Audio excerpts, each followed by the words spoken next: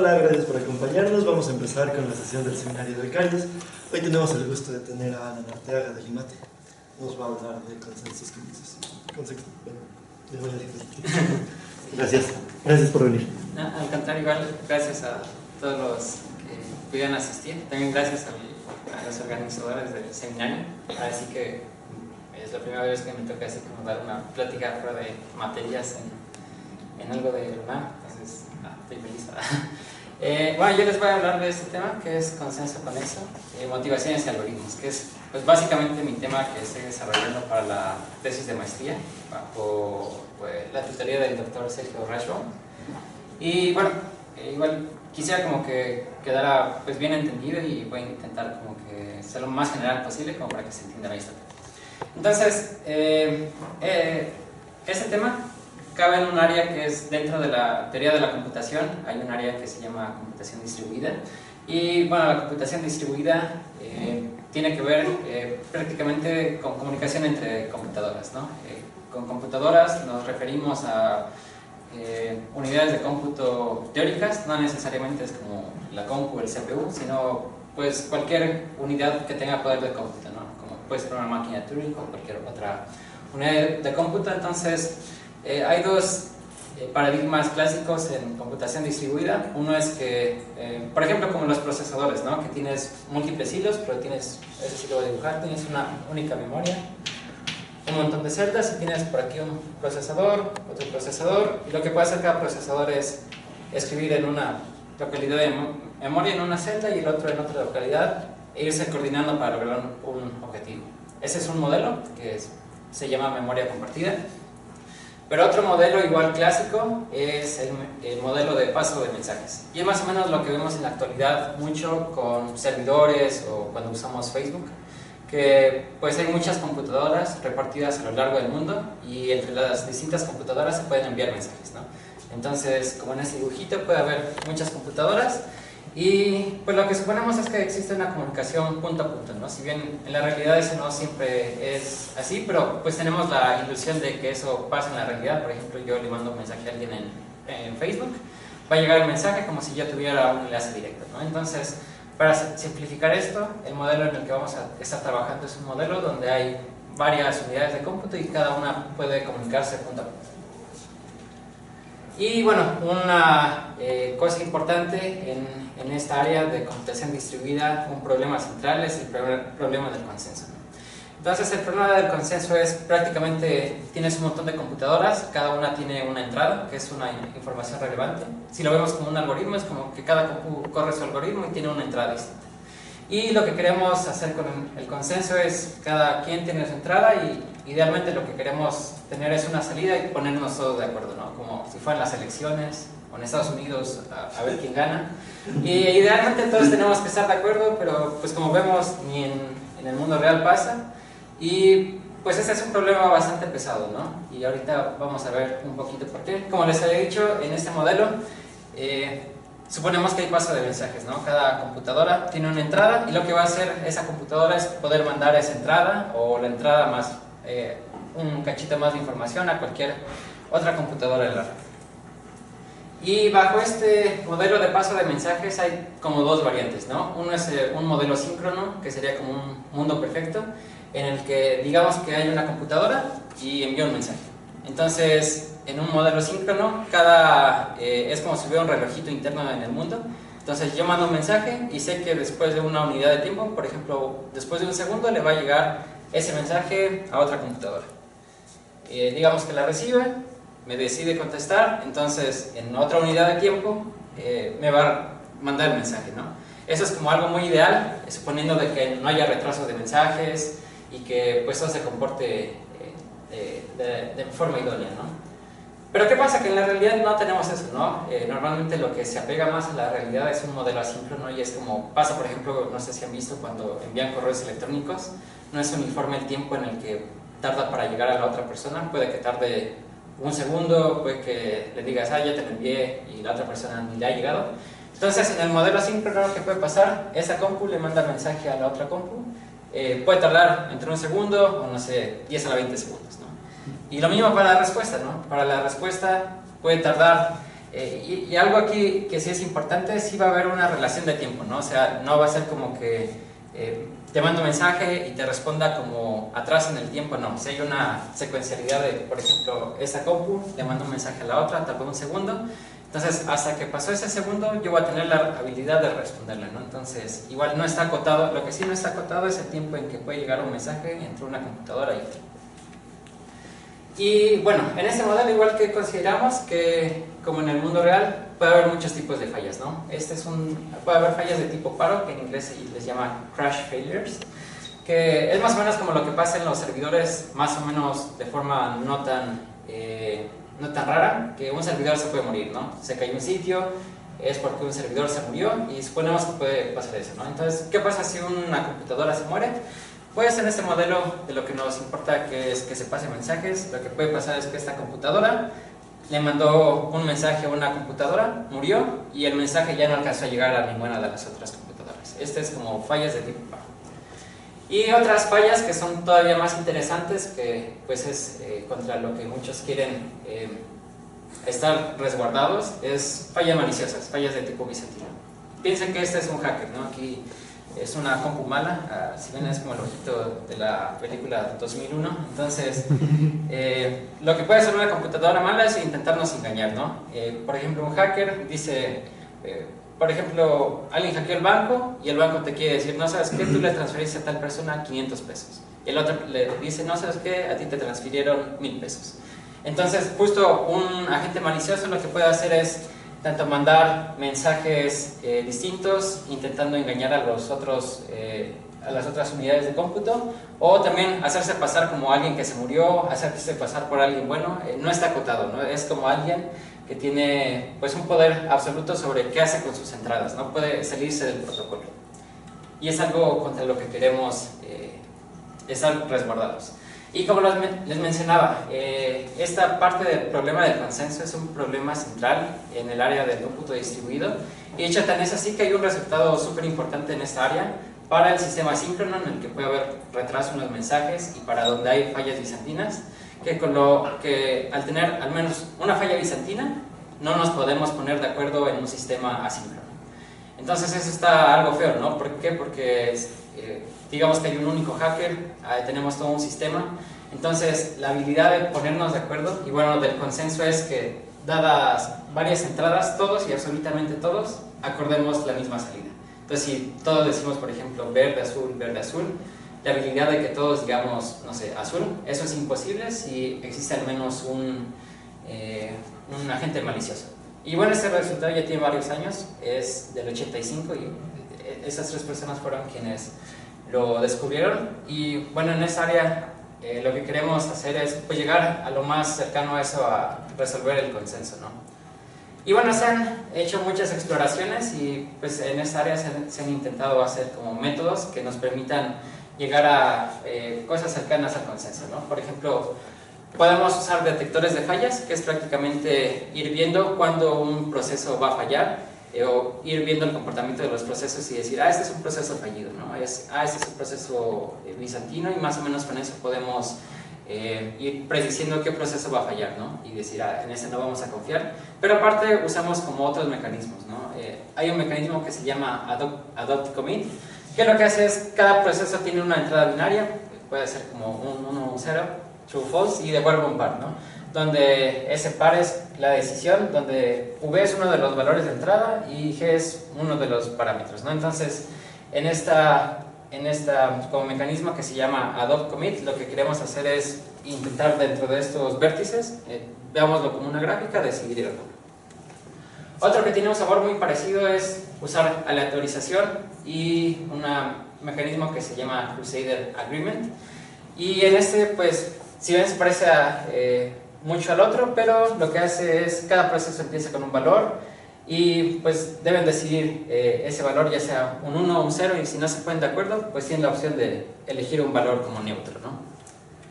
Y hay otra primitiva que se llama Graded Broadcast, que es más o menos una combinación entre esos, ¿no? Que los procesos dentro de una gráfica pues pueden ponerse de acuerdo de, ¿sabes qué? Yo elijo este valor como con cierto parámetro, puedo elegir, por ejemplo, del valor 1, por ejemplo, la coordenada 1 que representa el valor, ¿no? de mi coordenada 1 puedo elegir ya sea este vértice, este otro, o si yo elegí el valor 0, yo puedo elegir este vértice o este otro, o saben que nadie nos pusimos de acuerdo, elijamos un vértice neutro, ¿no? Y todos están contentos.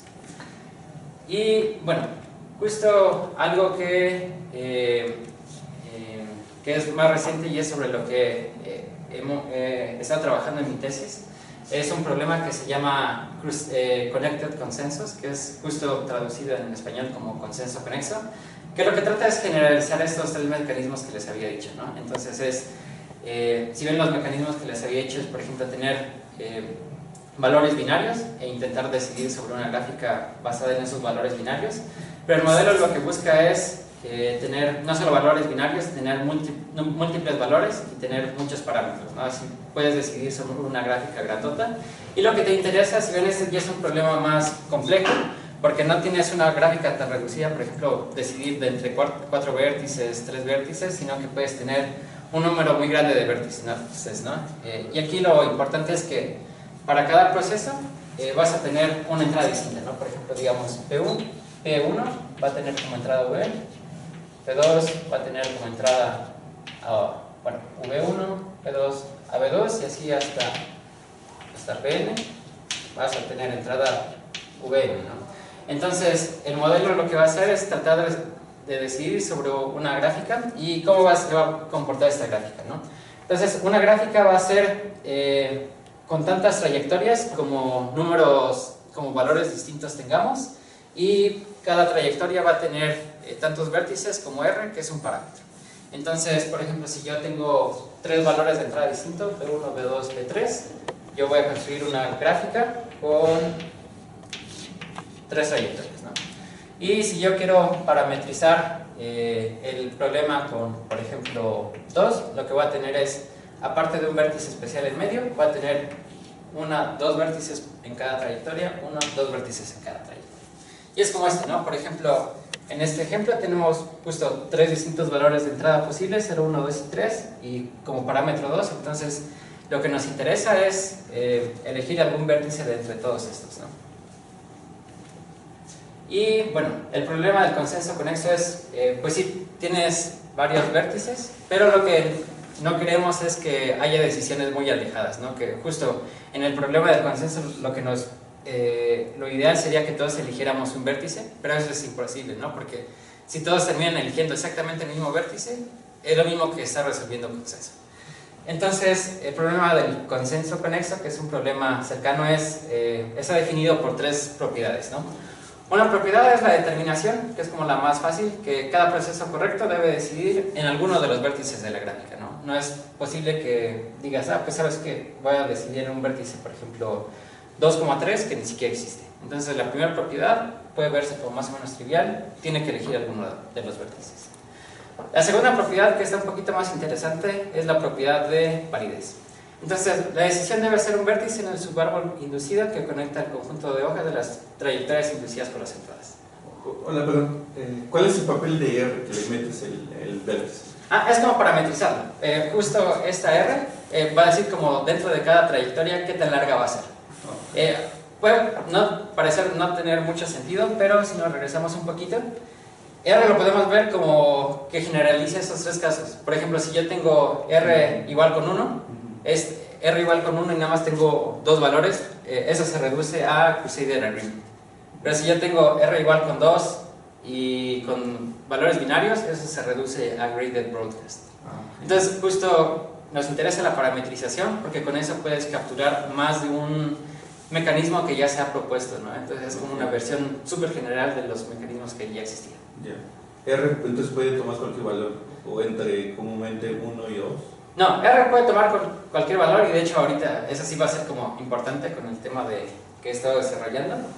Bueno, sí, como les decía, la segunda propiedad es validez. Entonces validez es, por ejemplo, tenemos 2 valores posibles valores de entrada, ¿no? Por ejemplo, en este árbol los posibles valores de entrada, como les decía, es el 0, el 1, el 2 y el 3. Pero, por ejemplo, puede haber procesos maliciosos, que les puedo poner un triangulito, por ejemplo el P1 y el P2. Digamos que el proceso P1 como valor de entrada recibió el 2, el proceso P2 recibió el 3, Pero los procesos honestos van a ser círculos, ¿no? El P3, el P4. Entonces, este proceso honesto como valor de entrada recibió, por ejemplo, el 0 y este recibió el 1. Entonces, ¿qué va a pasar? Que P3, como recibió el 0, lo que está diciendo es, fíjate en la rama que está indexada por el valor 0. Entonces, te vas a fijar en la hoja de esa rama y el otro proceso, el P4, fíjate en la rama que está indexada por el valor 1. Te fijas en la hoja. Entonces, creamos su árbol de toda esta gráfica que una los valores de entrada de procesos correctos. Entonces, lo que quiere la propiedad de validez es que de entre todos los valores de entrada que se le dieron a procesos correctos, tienes que elegir uno de esos. O sea, no sería válido que yo elija uno de estos valores que no fueron dados como entrada a algún proceso correcto.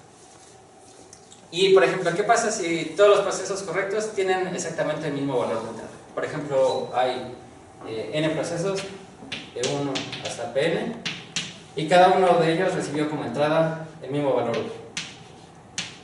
Entonces, esta propiedad de validez nos va a decir, ¿sabes qué? Tómate el subárbol que conecta a todas las hojas de la rama de este valor. Pero como todos los procesos van a apuntar a la misma hoja, el subárbol pues va a ser un subárbol con un único vértice. No sé si hasta ahí está bien, más o menos. Entonces, si ven, lo que nos ayuda a hacer la validez es que justo no nos importen las entradas de los procesos maliciosos, sino que pues, nos importen nada más las entradas de los procesos correctos. Y esta parte igual es la importante y que es un poquito más difícil de conseguir, es la parte de acuerdo, que es lo que nos hace que sea un problema aproximado al consenso, ¿no? ¿Acuerdo? La distancia entre vértices decididos por procesos correctos debe ser a lo más 1. Y eso es que, por ejemplo, con validez yo podría decir, ¿sabes qué? Con que yo elija un vértice de acá y otro vértice de acá, por ejemplo, un proceso honesto termina decidiendo este vértice y otro proceso termina decidiendo este vértice, pues no queremos que pase eso, ¿no? Son como decisiones demasiado alejadas y no es algo ideal, y lo que queremos es que justamente lleguemos a una decisión que a lo más esté a distancia 1. Es posible y es aceptable que sea el mismo vértice, que es más o menos como alcanzar consenso, pero no siempre se puede lograr, ¿no? Que tengamos un mismo vértice es como haber tenido suerte, nos fue bien, pero a lo más queremos que estén a distancia 1. Y bueno, ¿qué ha habido de trabajo previo? Justo ya existen algoritmos para la versión parametrizada con R1,2, ¿no? Que puedes tener tantos valores de entrada como quieras, pero tus trayectorias son a lo más de distancia 1 o 2, ¿no? Entonces, eso sí lo voy a poner como por acá. Puedes tener, como habíamos visto, tanto la versión de Crusader Agreement o las otras dos primitivas como esto, o podríamos tener un árbol como con un montón de valores de entrada, ¿no?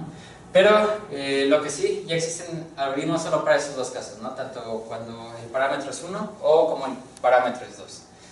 Y también ya hay tanto algoritmos tanto para fallas de tipo paro y dos algoritmos para fallas de tipo bizantino. Y bueno, la complejidad de rondas del primero para fallas de tipo paro es O de R, pero pues eso es más o menos trivial porque nada más R puede ser 1 o 2, entonces con que hagas un caso para cada ronda pues está bien. Y constante para fallas bizantinas, y me parece que uno es de 5 rondas y el otro es de 9. Entonces más o menos eso está padre. Pero hasta ahora la limitante es que solo existen algoritmos para esos dos parametrizaciones, ¿no?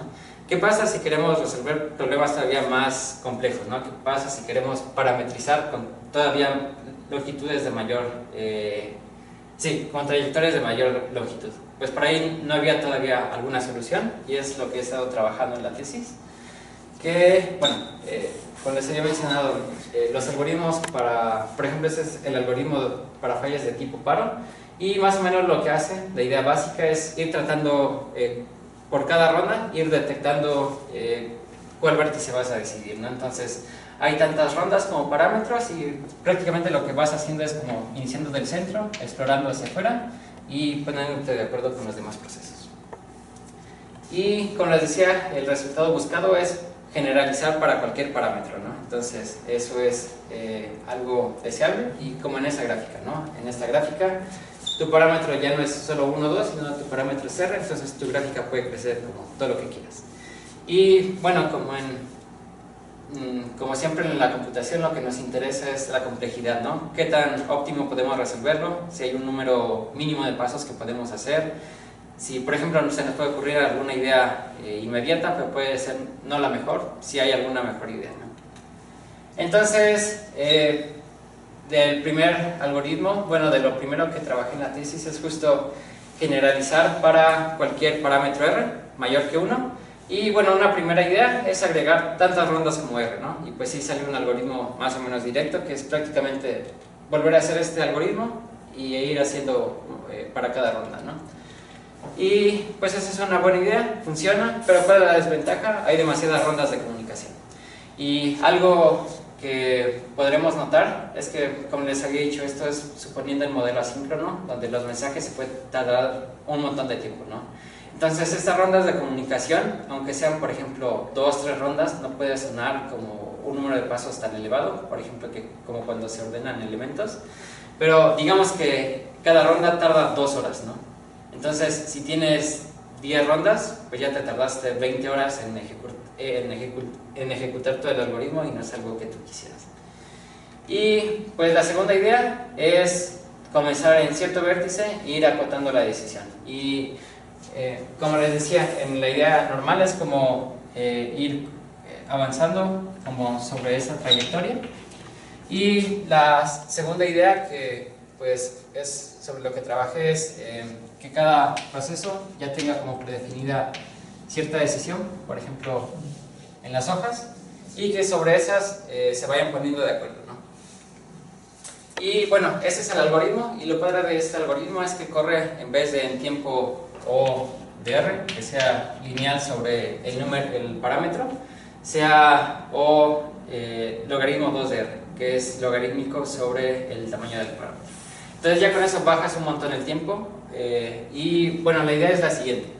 La idea es que cada proceso ya va a comenzar con cierta decisión, que va a ser el vértice dado por su entrada y el parámetro R. Entonces, por ejemplo, si yo tengo un proceso PI que tiene como entrada al valor V, este proceso lo que va a hacer es, ¿sabes qué? Voy a iniciar con mi decisión con vertex es igual a V, como hay, por ejemplo, si el parámetro es 3, que es un árbol con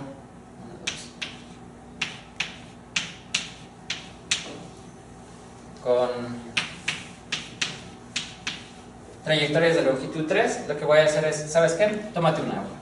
Y eso va a ser como para cada uno de los procesos, ¿no? Entonces, por ejemplo, el proceso 1 puede decir, ¿sabes qué?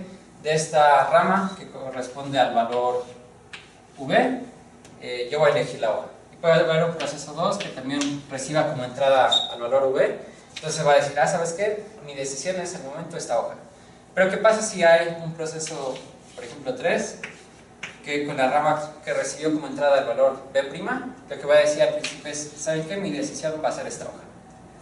Y pues lo interesante es que si ven estos dos vértices están a una distancia pues súper grande uno de otro, ¿no? Entonces idealmente lo que nos gustaría es ir acortando esa distancia.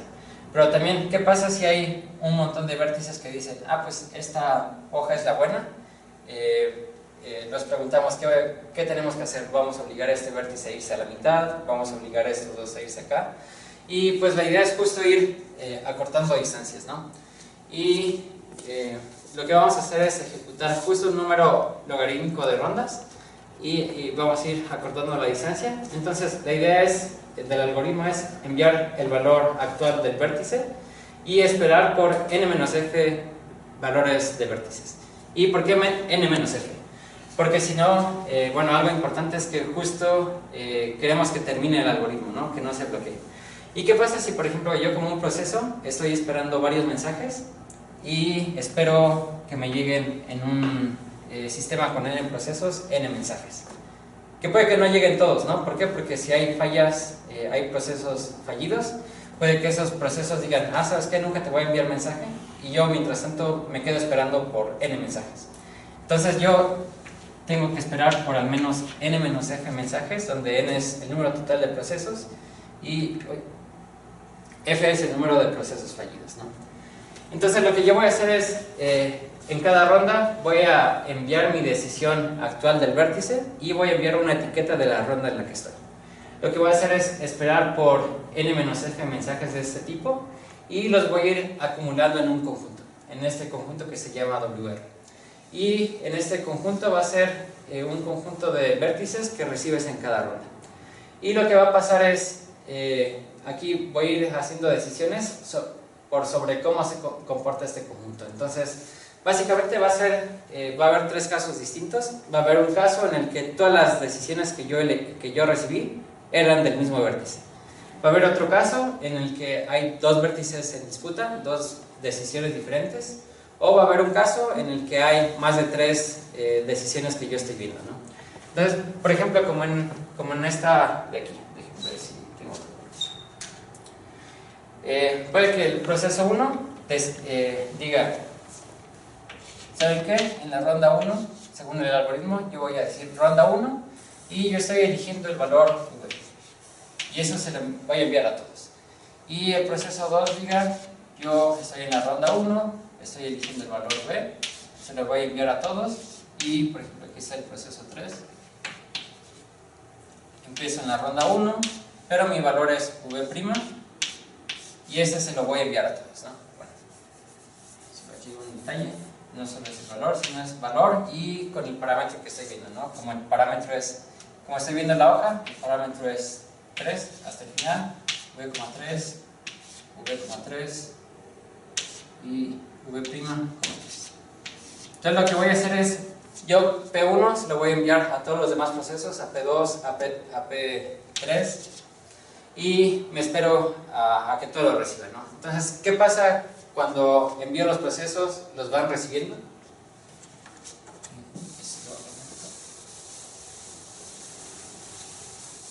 Que justo, por ejemplo, el proceso 1 ahora está esperando mensajes de los demás procesos, ¿no? A cuáles les llegan. Entonces, por ejemplo, lo que puede pasar es, me llega el mensaje de la ronda 1 que venía desde el proceso 2 y el proceso 2 que me dijo, mi elección es el vértice V y coma 3, ¿no? Y lo que va a ir haciendo el proceso 1 es ir acumulando todos los vértices que ve en un conjunto WR, W correspondiente a esa ronda. Entonces, para la ronda 1, el proceso P1 va a tener como dentro del conjunto W, va a tener el vértice V, 3. Algo igual curioso de este tipo de modelo es que igual suponemos como que cada proceso se envía su misma decisión, el mensaje a sí mismo, entonces también le va a llegar del mismo proceso P1, le va a llegar el mensaje 1, V, 3. Entonces, ¿qué pasa? Que como es un conjunto, va a omitir repeticiones, ¿no? Entonces, ve que llegó este mensaje con este vértice, pero en ese vértice ya está guardado, ¿no? ¿Y qué va a pasar? Que P2, que diga P3, va a mandar el mensaje 1, V', 3. Y este fue enviado por P3. Entonces, en el conjunto W1 también se va a añadir este vértice, B', 3. Entonces, de acuerdo al algoritmo, ¿qué es lo que va a pasar? Va a checar estos tres casos. ¿Qué va a pasar? Puede que sea W sea un conjunto unitario, en cuyo caso el vértice va a hacer esa decisión. Si no es un conjunto unitario, puede que haya sido dos vértices. Entonces, ¿qué pasa si son dos vértices? Tómate el vértice que está a la mitad entre esos dos. Y pues como es un árbol, siempre vamos a poder decidir, siempre va a existir un vértice a la mitad, porque tómate la trayectoria entre estos dos y tómate la mitad de la trayectoria. Entonces, por ejemplo, para esta ejecución, donde estaban esos únicos tres procesos, P1 va a terminar con este conjunto al final de la ronda 1, y que va a decir P1, ¿sabes qué? Mi elección, en vez de ser aquí, es la mitad entre estos dos, que es el de acá. Y P1 se va a ir acá. Entonces, por ejemplo, esa es una ejecución bonita, en la que todos son honestos, y pues igual va a ser análogo para los otros tres, ¿no? P2 va a tener la misma decisión, si va a ir a la mitad. P3 va a tener la misma decisión. y se va a ir a la mitad. Entonces, si ven, esto más o menos empata con cómo sería un comportamiento normal en el que alguien dijo, ¿sabes qué? Yo apuesto que la decisión correcta es hasta este extremo. Y alguien más dijo, no, ¿sabes qué? Yo apuesto que la decisión correcta es hasta este otro extremo. Entonces, ¿qué sería como lo idóneo? Pues, ¿sabes qué? Nadie se puso de acuerdo. Tómate el vértice central, que es justo como cuantificar no estar de acuerdo, ¿no? Pero, igual, veamos qué sucede con una ejecución en la que, por ejemplo, hay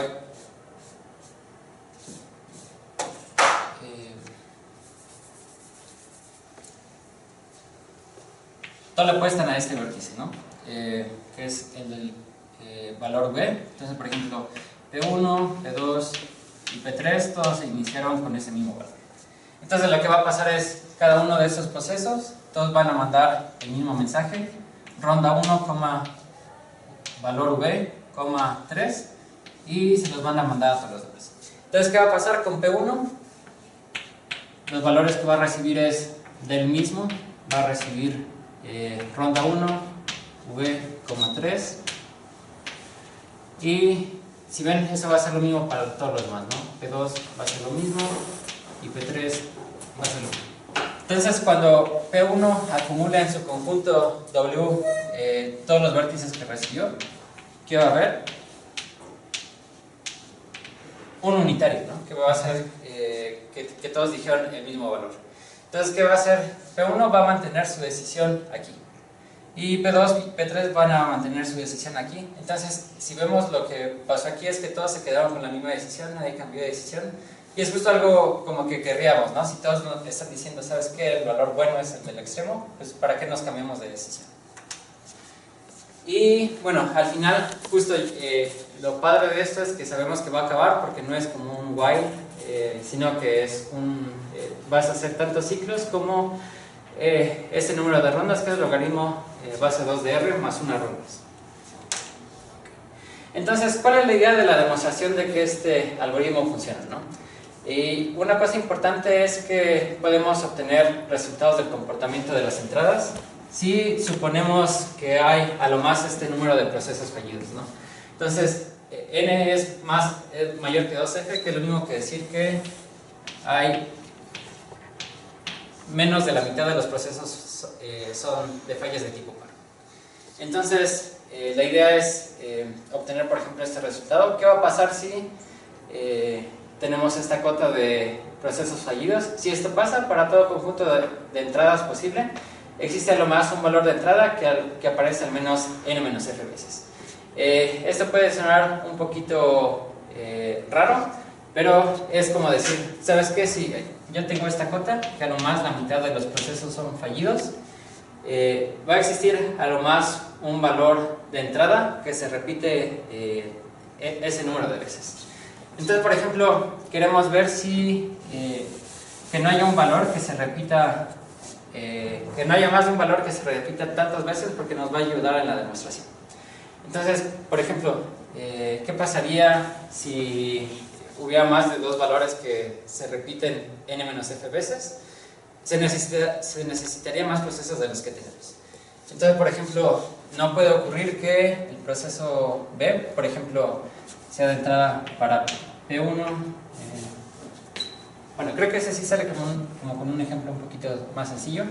Digamos que n es igual a 5, ¿no? Tenemos 5 procesos y que el número de procesos fallidos es igual a 3. Entonces vemos si esto cumple la cota, sí, ¿no? Porque es n...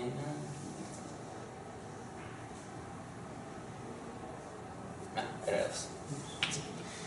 Eso sí cumple la cota, ¿no? Porque 5 entre 2 da 2, 5, es mayor estricto que 2, sí, ¿no? Entonces es justo como tener, ¿sabes qué? Vas a tener 5 procesos, de los cuales a lo más 2 pueden fallar. Entonces lo que nos dice es, esto es, a lo más va a existir un valor que va a ser dado como entrada para n-f procesos o más, ¿no? Entonces lo que puede pasar es que, por ejemplo, yo tengo el valor v y cuento, ¿no? ¿Qué pasaría si el valor v fuera de entrada para n-f, que sería 5 menos 2, 3, ¿no? Entonces digamos que ese tiene el valor de entrada V, ese tiene el valor de entrada V y ese tiene el valor de entrada V. Ya cumplieron los n-f, ¿no? ¿Y qué pasa si existe otro valor de entrada, V', que también fuera valor de entrada para tres procesos? Entonces, podríamos ir llenando los que todavía no están. Es entrada para este, es entrada para este, y tendría que ser el valor de entrada para alguno de estos otros, ¿no? Pero pues eso no se puede porque cada proceso tiene un único valor de entrada. Entonces, como vemos, puede haber a lo más un valor de entrada que se repite n-f veces o más. Y eso nos va a ayudar bastante en las demostraciones porque con eso podemos ver el siguiente corolario, que es si tenemos esta cota, n es mayor a 2f, los siguientes son los únicos escenarios para cualquier conjunto de entradas. Un escenario es que todos los valores de entradas sean unitarios, o sea que todos los procesos tengan un único valor de entrada. Otro escenario es que exista un valor de entrada que se repite al menos n-f veces. Y el tercer escenario es que un montón de procesos tienen muchos valores de entrada distintos, pero ninguno acumula n-f repeticiones. ¿Y esto para qué nos va a ayudar? Y esto se va a ir viendo justo en la siguiente parte de la demostración. Es ver qué pasa al final de la ronda 1, con qué vértices nos quedamos y después en las rondas subsecuentes que vamos logrando. Entonces la siguiente parte de la demostración es ver con qué vértices nos vamos a quedar al final de la primera ronda. Y el primer lema es al final de la primera ronda, como máximo 2 vértices de la gráfica, son valores posibles para la variable que se va guardando en cada proceso. Y ese es como un resultado bastante bonito, porque aunque la gráfica tenga un montón de vértices, la gráfica sea muy grandota, tenga una parametrización muy grande, lo que va a pasar es que cuando yo termine toda mi ejecución, y aunque tenga, no sé, 1000 procesos, cada uno de estos 1000 procesos a lo más va a estar viendo 2 vértices en toda la gráfica. Entonces, aunque esta gráfica sea enorme y yo tenga un montón de procesos, todos los procesos van a apuntar ya sea a un vértice 1 o ya sea un vértice 2. Y eso está padre porque ya en rondas subsecuentes lo único que nos va a interesar es ir manejando estos 2 vértices, ¿no? Que es lo que va pasando con los vértices. Y pues la idea central de la demostración de este lema es ver que solo nos van a importar 2 vértices, ya sea o el vértice central o una hoja. Que si vimos en la ejecución es más o menos lo que pasaba, ¿no?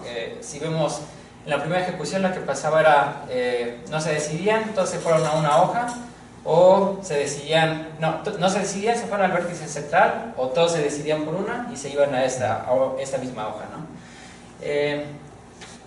Entonces, la idea es utilizar los 3 distintos escenarios del código, ¿no? Utilizar escenario 1, donde todos se van a ir a una hoja. Escenario 3, que por ejemplo hay mucha discrepancia, se van a ir al de medio. Y el escenario 2, que bueno, no lo vimos en la ejecución, pero hay un valor que se repite al menos en uno de veces. Lo que puede pasar es que algunos digan, ¿sabes qué? Como yo estoy esperando justo n-f mensajes que me llegan, entonces al esperar puede que se dé la casualidad que todos los mensajes sean del mismo vértice, del mismo valor. Entonces desde mi punto de vista yo digo, ¿sabes qué? Todos se están poniendo de acuerdo con ese valor. Pero puede darse la casualidad que al esperar n-f, de repente me ganó un valor de un proceso malicioso. Ese de aquí encerrado no lo vi. Entonces yo estoy viendo, ¿sabes qué? 2 me dicen que el valor v y 1 me dice que el valor v'. Entonces, ¿qué voy a hacer? En vez de decidir la hoja, voy a decidir el del medio. Entonces, justo por eso se da este resultado que al final de la ronda 1 solo son 2 vértices los que importan, porque se pueden ir o todos a una hoja o a veces al vértice central. Y algo que nos importa es ver si la decisión para el escenario de un único vértice se mantiene. ¿Y eso por qué es importante? Bueno, dejen ver si... déjame ver eso acá.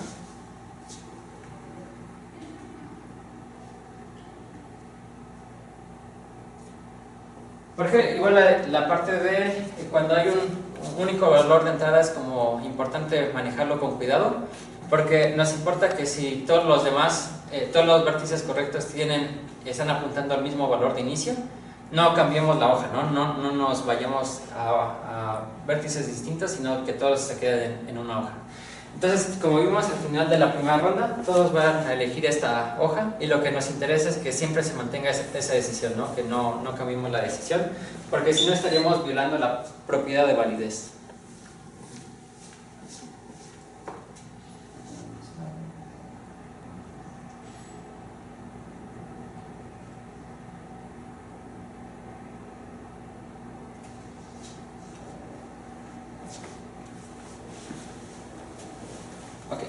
Entonces, sí, el siguiente lema es: si existe un único valor de entrada para cualquier proceso, el algoritmo termina con cada proceso honesto decidiendo la hoja. Entonces es justo, si al final de la primera ronda todos se fueron a una hoja, ver que en rondas subsiguientes no se va a cambiar esa decisión, ¿no? Y la idea de la demostración es por inducción, ¿no? Ver que en cada ronda, si al final terminó con la hoja, ver que en la ronda siguiente, en la ronda inmediata, se va a seguir con la misma decisión. Entonces, pues esta demostración no es tan fea, sino es como ver, proponer una invariante y ver que se va a mantener para cada ronda. Y las que sí están un poquito más interesantes son las siguientes: ver si la decisión para el escenario de... a ver.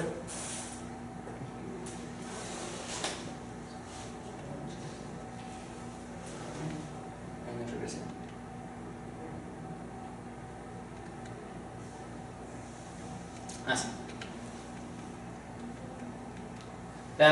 La otra parte de la demostración era ver que ocurrían rondas subsiguientes con el escenario que se tenían múltiples entradas, ¿no? En el escenario de que no todos empezaron con el mismo valor, sino que había valores distintos. Entonces, algo importante es este lema, que es: al comienzo de la ejecución de cualquier ronda del algoritmo, a lo más hay un vértice que aparece ese número de veces, n-f veces. Y si ven, eso es algo más o menos parecido con lo que empezábamos, que había un único valor que se repetía ese número de veces. Y justo este valor lo que nos podía hacer era inducirnos a decisiones como un poco impares, ¿no? Puede ser que algunos vértices reciban exactamente, al esperar n-f veces, todas sean del mismo valor, o puede haber vértices que se queden esperando y haya una combinación de unos de este valor y otros de otro valor, ¿no? Entonces, justo este número de n-f nos inducía ciertas discrepancias, y lo que queremos ver que si al comienzo de cada ronda hay un único vértice que se repite ese número de veces, pues va a ser como al comienzo del algoritmo, ¿no? Vamos a poder siempre controlar las decisiones que tomemos. Y pues la idea de la demostración era la misma que para el corolario 1, ¿no? Ver que si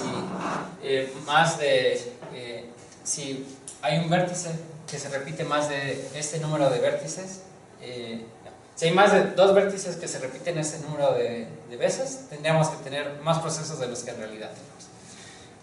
Y pues lo que nos va a servir es para el siguiente lema: si existe más de un valor de entrada para cualquier proceso, al final de la ejecución del algoritmo va a pasar una de estas dos opciones, ¿no? Y que es que todos los procesos honestos decidan el mismo vértice, o que todos los procesos honestos decidan uno de entre dos vértices a distancia 1. Es justo la última propiedad que queríamos demostrar, que era la de acuerdo. Y la idea era analizar qué pasó al final de la ronda anterior, ¿no? Si todos eligieron o una hoja, si todos eligieron vértice central, o hay una combinación de los dos. Entonces, justo lo que queremos ver: ¿qué pasa si hay una hoja al final de la ronda 1 para todos los vértices? Y era justo lo que habíamos visto, que se va a mantener esa decisión en la siguiente ronda. ¿Qué pasa si hay un vértice central al final de la ronda 1? Y bueno, ahí no vamos a ver la demostración luego como en el algoritmo, pero lo que sí se logró demostrar es que si al final de cada ronda todos los procesos veían el vértice central, se va a mantener esa decisión. Y el caso interesante era: ¿qué pasa si tenemos una combinación, no? Entonces, si hay una combinación al final de cada ronda, y eso sí lo voy a intentar dibujar, pueden pasar dos escenarios, ¿no? Puede pasar un escenario A, que por ejemplo hay vértices que dicen: no, ¿sabes qué? El vértice central es el bueno. Y hay procesos que dicen, no, ¿sabes qué? El vértice hoja es el bueno. Entonces, como recordaremos, de los primeros resultados que vimos es que al final de la primera ronda, de la ronda número 1, solo va a haber dos vértices que nos importan, el central o la hoja.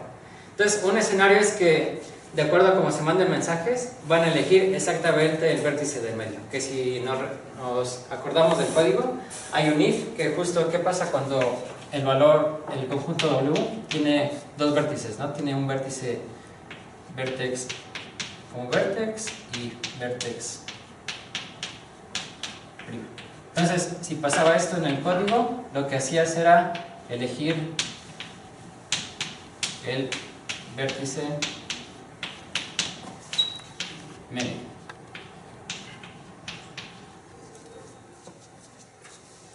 Entre los dos. Entonces, lo que va a pasar es justo, si como proceso yo estoy viendo que me llegó este mensaje, voy a elegir, me llegaron estos dos, voy a elegir el vértice que está justo a la mitad, ¿no? Pero también puede hacer otro escenario que hay vértice central y una hoja, pero hay procesos que, por ejemplo, yo como proceso PI voy a recibir las decisiones de los demás vértices, ¿no? Por ejemplo, para la ronda J. Entonces puede que yo de un proceso, por ejemplo, proceso A, recibo ronda J, y alguien me dijo, ¿sabes qué? El vértice que yo estoy viendo es el vértice con valor V y está en una hoja, por ejemplo, con un 3. Y da la casualidad que todos los demás procesos también me están diciendo, ¿sabes qué? Elige la misma hoja. Y no se puede que uno de esos procesos haya sido malicioso, me intentó engañar y quiso que yo eligiera la hoja en vez de irme a la mitad. Y puede que sea así, ¿no? Que yo estoy esperando por n-f mensajes, que justo los n-f me digan, ¿sabes qué? Elige una hoja. Pero lo interesante del resultado es que, a pesar de que yo sea miope ante lo que está pasando en general y elija uno de estos extremos, los demás procesos que elijan, que vean el otro caso, el de elegir el vértice a la mitad, justo van a cortar su decisión, ¿no? Entonces yo me puedo quedar en uno de los extremos, pero lo que yo tengo como garantía es que todos los demás se van a ir a la mitad. Entonces, ¿qué va a pasar? Que justo en cada ronda, a lo más, ¿qué es lo que puede pasar? Que nuestros vértices sí no estén pegados, pero a lo más se va cortando su distancia a la mitad. Entonces, justo por eso tenemos un número estrictamente logarítmico de rondas, porque en cada ronda se puede ir acortando a la mitad la distancia, de tal forma que después de hacer logaritmo base 2 de r más 1, justo lleguemos a dos vértices a distancia a lo más 1. Y bueno, si contamos el resultado, si justo estas demostraciones es para lo que pasa al final del algoritmo, que vamos a converger al mismo vértice, que es como en ese escenario, o irnos acercando hasta que quedemos a distancia 1. Y eso pasa al final del algoritmo, es justo el resultado que tenemos, ¿no? Que si tenemos esta cota, que era lo que nos ayudaba a demostrar para los tres escenarios, el algoritmo resuelve el consenso conexo para cualquier parametrización natural positiva con n procesos y con hasta f fallas de tiempo. Entonces, justo así resuelve el consenso conexo porque probamos que cumple las tres propiedades, y aparte lo padre es que corre en un número logarítmico de rondas, lo cual pues no está tan feo, considerando que aunque pues tengas un parámetro R muy grandote, pues va a ser el logaritmo de eso. Y hay una cuarta propiedad que igual es interesante, que se llama binding, que es más o menos en español como fijación, y que fue propuesto por estos tres autores. Es una propiedad bastante reciente, pero es una que nos ayuda justo como para acotar las decisiones que pueden hacernos tomar los procesos malos, y se define así. En cada prefijo de la ejecución del algoritmo, que termina con el primer proceso honesto decidiendo, se bloquea un valor, lo que significa que en cada extensión del algoritmo solo se va a tomar la misma decisión dentro de una rama. Entonces, por ejemplo, ¿qué pasa si el proceso, por ejemplo, P1 es honesto, termina su ejecución y decidió el vértice, por ejemplo, del valor B y con parámetro 2? Entonces, lo que va a pasar es, voy a ver la rama inducida por ese valor B, Y lo que yo voy a querer es que todos los demás procesos que vayan decidiendo no puedan elegir en ramas distintas. O sea, una vez que se eligió esa rama, todos los demás procesos van a elegir esa única rama y ya no se van a mover de esa decisión.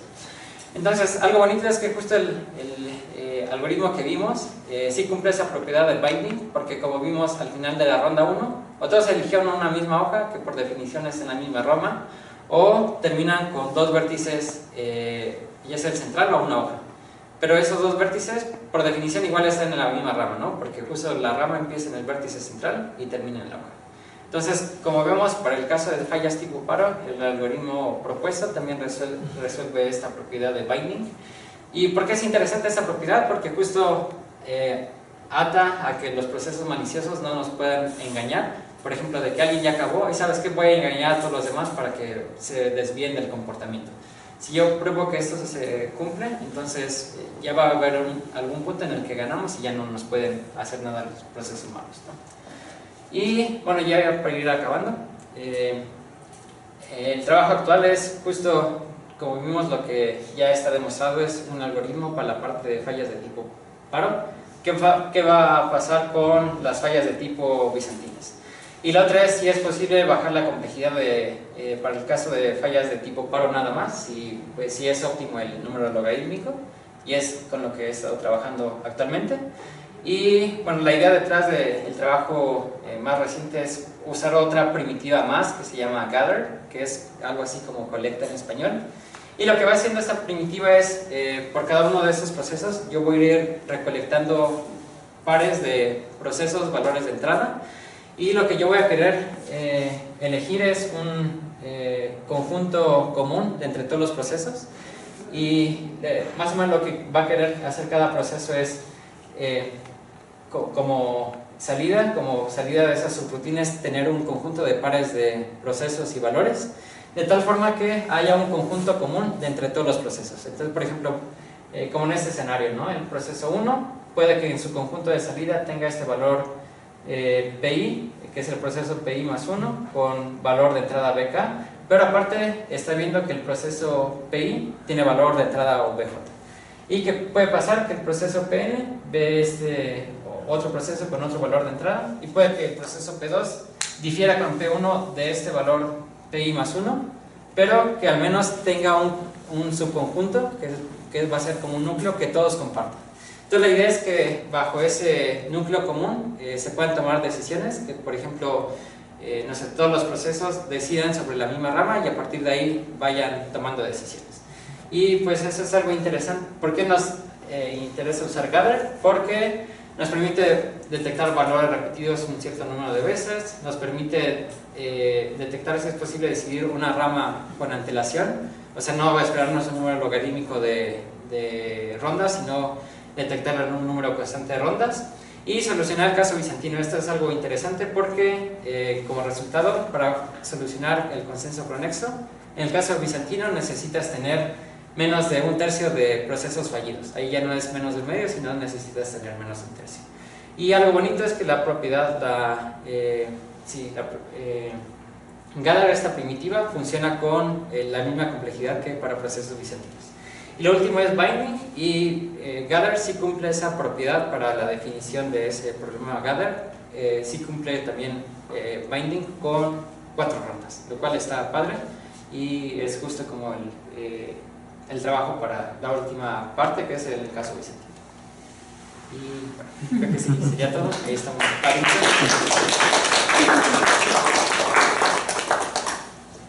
¿Hay preguntas?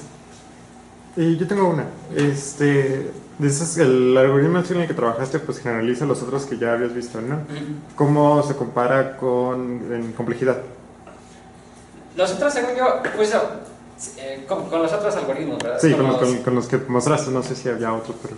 Sí, bueno, pues como con las versiones, como las primitivas anteriores, las generaliza, pues tiene un número constante, pero eso no es como tan difícil de ver porque son como casos bien reducidos, ¿no? Por ejemplo, lo de Crusader Agreement y demás, que son como gráficas de tamaño algo más 2. Entonces sí, justo, igual no me acuerdo al punto exacto del resultado, pero por ejemplo hay... es como variable dependiendo de las suposiciones que tienes acerca de cuántos procesos fallan y no. Porque, por ejemplo, para Cross-Site Agreement hay para fallas bizantinas que creo cuando tienes a lo más 1 sobre 13 de procesos fallidos, lo puedes solucionar en una ronda. Pero es un caso como particular, ¿no? Así, justo lo interesante es como ver en el caso general cómo se puede optimizar. Y bueno, para las primitivas anteriores sí lo puedes hacer en número constante. Y pues para el mismo Cross-Site Agreement lo puedes hacer en número constante, pero pues justo está parametrizado para 1 y 2, ¿no? Justo lo que queríamos ver era qué pasa cuando tienes un parámetro no acotado, si lo puedes resolver, por ejemplo, en número constante de rondas, o necesitas al menos, no sé, por ejemplo, como en el que existe, ¿no? Ya sabemos que al menos hay un algoritmo de tiempo logarítmico que lo resuelve, pero no sabemos si existe un algoritmo de tiempo constante que lo resuelve. Pues puede que no. No sé si contestas. No, sí. Gracias. Por ejemplo, las cotas que diste para los procesos maliciosos, que eran F menor que n entre 2, o F, la última que era F menor que n entre 3, ¿son cotas ya establecidas o todavía se puede explorar más allá? No, esas sí son cotas establecidas, y justo el de F es menor a n entre 2, que este es para fallas de tipo paro, y el otro que es F menor a n entre 3, que es para fallas de tipo bizantino. Más o menos la idea de la demostración es la siguiente, que veíamos, ¿no? Que por ejemplo ahí más o menos se pueden confundir entre irse a una hoja o irse a uno central. La idea de la demostración de estas dos es, bueno, parte de la de bizantino como del caso de tipo paro, que el caso de tipo paro es, ¿sabes qué? Los procesos maliciosos hacen como una partición de los procesos honestos. A la mitad de los procesos honestos le dice, ¿sabes qué? Yo estoy eligiendo el valor 1. A la otra mitad le dice, ¿sabes qué? Estoy eligiendo el valor 2. Y se van a confiar, se van a dividir, y justo lo que vas a hacer es obligar que la mitad decida un valor, la otra mitad decida el otro valor, y ahí ya divergió, ¿no?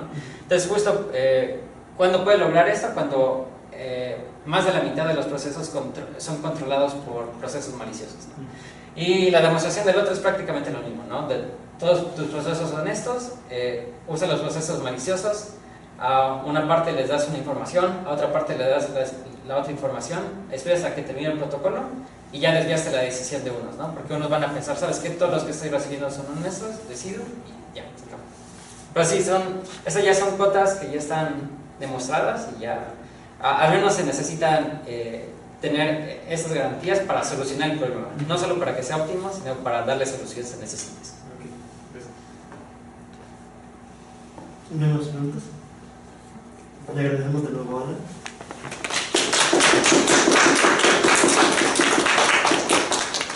Y atrás hay galletas y café.